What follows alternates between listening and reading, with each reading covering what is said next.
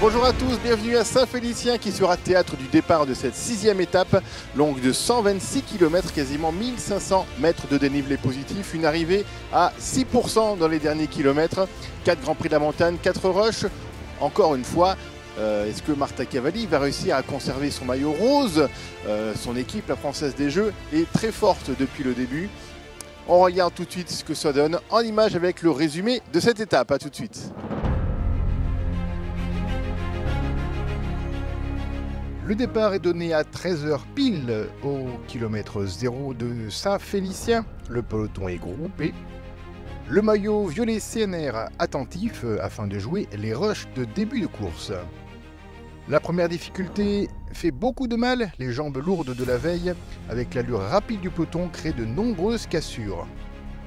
Erika Magnaldi passe en tête au premier Grand Prix de la montagne très raide de Saint-Victor. Silvia Zanardi, elle, règle le rush au retour de la boucle à Saint-Félicien. À ce moment-là de la course, 60 coureurs forment le peloton. On profite peu du paysage ardéchois, puisque la Française des Jeux Suez est vigilante et rattrape les quelques tentatives d'attaque. Dans la montée vers Saint-Barthélemy-le-Plain, non répertorié au Grand Prix de la montagne, mais avec une pente régulière à 5%, on retrouve les 4 maillots distinctifs en tête. À la sortie de Saint-Barthélemy, 3 coureurs sortent du peloton. Lily Williams du DNA Pro Cycling Team à l'initiative de l'attaque, Alia Shafi du Team USA et Heidi France, déjà échappés sur ce tour. Une nouvelle attaque va faire réagir le peloton qui mettra un terme à cette échappée. À la faveur d'une descente, Nathalie Quinn, avec son maillot rouge du CNR de la combativité de la veille, sort. Elle sera rattrapée à hauteur de Glin. Le vent est certes léger, mais il va tout de même créer une cassure dans le peloton. On retrouve le maillot blanc Ivashenko et Coralie Demey dans le deuxième groupe. Changement de direction et on retrouve du vent portant, ce qui permettra au peloton de se reformer sans Nathalie Quinn distancée. Entrée à l'Ermitage pour le rush numéro 3, remporté par Zanardi.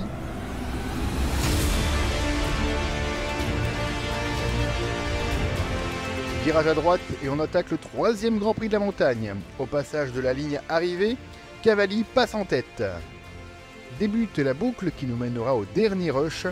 Une fille est sortie, c'est l'italienne Barbara Malcotti de Human Powered Health. À l'entrée de l'arnage, elle compte 50 secondes d'avance, qui montera jusqu'à 1 minute 15. La Transalpine, 8e au Mont-Lozère la veille, stabilise l'écart, qui est monté à 1 minute 30. La FDJ Suez roule en tête, on vise la victoire, alors que la team UAE reste bien cachée. Malcotti franchit seul le dernier Grand Prix de la montagne en tête, tout comme le rush à Saint-Donat. Personne ne roule avec la FDJ qui n'arrive pas à combler l'écart. 1 minute 20 pour Malcotti à la flamme rouge. Première victoire en carrière pour Barbara Malcotti et 3e d'affilée pour l'Italie sur ce tour. Olivia Baril règle le sprint du peloton. Victoire de Barbara Malcotti en 3h22 minutes et 56 secondes. À 28 secondes, on retrouve les favorites. Olivia Baril 2e et Nadia Quagliotto termine 3e.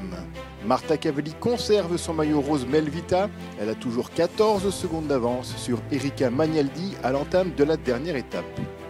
Oui, aujourd'hui l'équipe a travaillé beaucoup pour chercher de remonter les athlètes qui étaient seuls. Et oui, pour demain, on va faire les meilleurs que l'équipe peut faire. Et dans la dernière montée, on va conserver l'avantage qu'il a gagné hier. Et oui, on se verra demain. Après 42 km d'échappée et la victoire d'étape, c'est Barbara Malcotti de Human Powered Health qui est élue plus combative de la journée. Oui, je suis vraiment heureuse. Ce n'était pas vraiment prévu, j'ai juste essayé et le groupe m'a laissé partir. Je suis super contente de ça et je le mérite. C'est ma première année sur le tour et c'est toujours que du bonheur. Sylvia Zanardi toujours en tête du classement général par points. Elle a 10 points d'avance sur Michaela Drummond, mais attention, l'étape de demain peut encore changer les choses. Sylvia Zanardi, porteuse du maillot violet CNR des Rush, elle compte 10 points d'avance sur Alara Gillespie. Demain, il lui suffit d'1 point pour conserver définitivement ce maillot. Le classement de la montagne CCI Ardèche est toujours dominé par Marta Cavalli qui compte 11 points d'avance sur Erika Magnaldi, 18 points distribués demain, tout peut donc être modifié.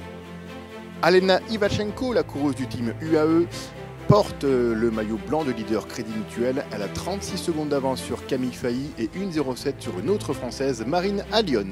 Voilà, formidable 6e étape avec cette arrivée dans les vignes à Tain-l'Hermitage. Demain, on se retrouve à Beauchastel pour le départ de cette 7e et dernière étape qui nous amènera jusqu'à Privas après 69 km. Nous aurons par contre 1241 mètres de dénivelé positif. 2 rushs vont apparaître d'entrée de jeu. Ce sera les 2 derniers d'ailleurs de ce TSCFIA. Le premier à Saint-Fortuna-sur-Eyrieux, le deuxième qui s'en suivra sur la commune des Olières. On enchaînera ensuite les difficultés, ça va monter jusqu'à l'arrivée de ce premier Grand Prix de la montagne, 2e catégorie. On s'en suivra dans la foulée un deuxième, toujours en 2e catégorie. On redescendra ensuite par Saint-Julien-du-Gua pour repartir vers Pourchère et Gourdon pour le 3e Grand Prix de la montagne de la journée en 2e catégorie. Et ensuite, ce sera que de la descente pour arriver jusqu'à Privas, la ligne d'arrivée, où seront désignés donc les lauréates des différents maillots. Marta Cavalli restera-t-elle en rose? Je pense que Zanardi conservera son maillot des Rush. Nous le saurons bien sûr demain. Le maillot des points, lui, par contre, peut-être changer en cas de victoire de Marta Cavalli et les autres classements des jeunes également et de la montagne. Nous saurons tout ça demain. Rendez-vous à Beauchastel. Et en attendant, nous, on va faire les vendanges. Bonne soirée à tous.